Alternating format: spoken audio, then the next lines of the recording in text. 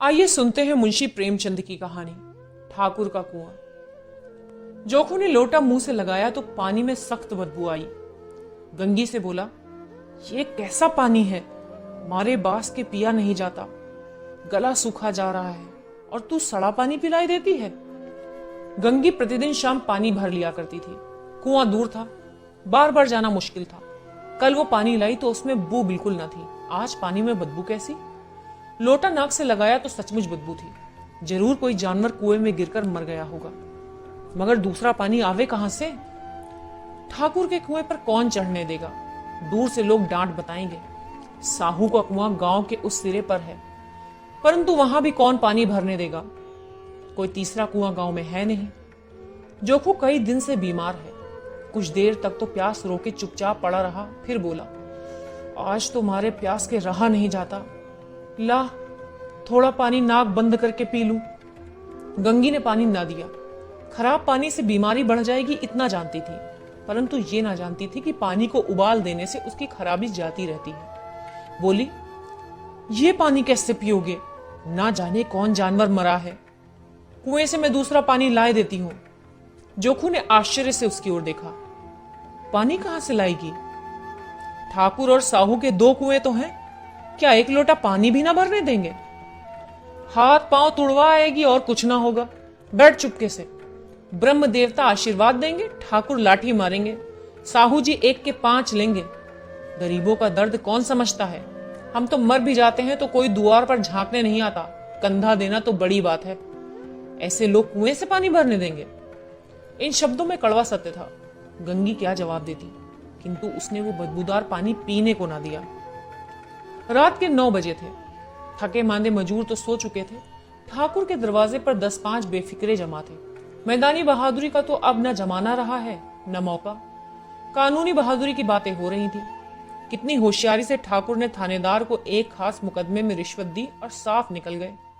कितनी अकलमंदी से एक मार्के के मुकदमे की नकल ले आए। नाजिर और मोहतमिम सभी कहते थे नकल नहीं मिल सकती। कोई 50 मांगता, कोई 100। यहां बेपैसे कौड़ी नकल उड़ा दी। काम करने के ढंग चाहिए। इसी समय गंगी कुएं से पानी लेने पहुंची। कुप्पी की धुंधली रोशनी कुएं पर आ रही थी। गंगी जगत की आड़ में बैठी मौके का इंतजार करने लगी। इस कुएं का पानी सारा गांव पीता है, किसी के लिए नहीं रोका, सिर्फ ये बदनसीब नहीं भर सकते। गंगी का विद्रोही दिल रिवाजों, पाबंदियों और मजदूरियों पर चोटें करने लगा। हम क्यों नीच हैं और ये लोग क्यों ऊंच हैं? इसलिए कि ये लोग गले में तागा डाल लेते हैं। यहाँ तो जितने हैं एक से एक छठे हैं। चोरी ये करें, जाल फरेब ये करें, झूठे मुकदमे ये करें। अभी इस ठाकुर ने तो उस बेचारे गरड़िए की भेड़ चुरा ली थी और बाद में मारकर खा गया। इन्हीं पंडित के घर में तो 12 मास जुआ होता है। यही साहू जी घी में तेल मिलाकर बेचते हैं। काम करा लेते हैं, मजूरी देते नानी मरती है। किस किस बात में हमसे ऊंचे हैं? हम गली गली चिल्लाते नहीं कि हम ऊंचे हैं, हम ऊंचे हैं। कभी गांव में आ जाती हूँ तो रस भरी आंखों से देखने लगते हैं, जैसे सबकी छाती पर सांप लौटने लगता है, परंतु घमंड ये कि हम ऊंचे हैं। कुएं पर किसी के आने की आहट हुई। गंगी की छाती धक धक करने लगी। कहीं देख ले तो गजब हो जाए, एक लात भी तो नीचे न पड़े। उसने घड़ा और रस्सी उठा ली और झुककर चलती हुई एक वृक्ष के अंधेरे साए में जा खड़ी हुई। कब इन लोगों को दया आती है किसी पर। बेचारे महंगों को इतना मारा कि महीनों लहू थूकता रहा, इसलिए तो कि उसने बेगार न दी थी। इस पर ये लोग ऊंचे बनते हैं। कुएं पर स्त्रियां पानी भरने आई थी। इनमें बात हो रही थी। खाना खाने चले और हुक्म हुआ कि ताजा पानी भर लाओ, घड़े के लिए पैसे नहीं हैं। हम लोगों को आराम से बैठे देखकर जैसे मर्दों को जलन होती है। हाँ, ये तो ना हुआ कि कलसिया उठाकर भर लाते, बस हुक्म चला दिया कि ताजा पानी लाओ, जैसे हम लौंडिया ही तो हैं। लौंडिया नहीं तो और क्या हो तुम? रोटी कपड़ा नहीं पाती, 10-5 रुपए भी छीन झपट कर ले ही लेती हो, और लौंडिया कैसी होती हैं? मत लजाओ दीदी, छिन भर आराम करने को जी तरस कर रह जाता है।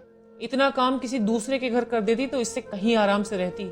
ऊपर से वो एहसान मानता, यहाँ काम करते करते मर जाओ, पर किसी का मुंह ही सीधा नहीं होता। दोनों पानी भरकर चली गईं, तो गंगी वृक्ष की छाया से निकली और कुएं की जगत के पास आई। बेफिक्रे चले गए थे। ठाकुर भी दरवाजा बंद कर अंदर आंगन में सोने जा रहे थे। गंगी ने क्षणिक सुख की सांस ली। किसी तरह मैदान तो साफ हुआ। अमृत चुरा लाने के लिए जो राजकुमार किसी जमाने में गया था वो भी शायद इतनी सावधानी के साथ और समझ बूझ कर ना गया हो। गंगी दबे पांव कुएं की जगत पर चढ़ी। विजय का ऐसा अनुभव उसे पहले कभी ना हुआ था।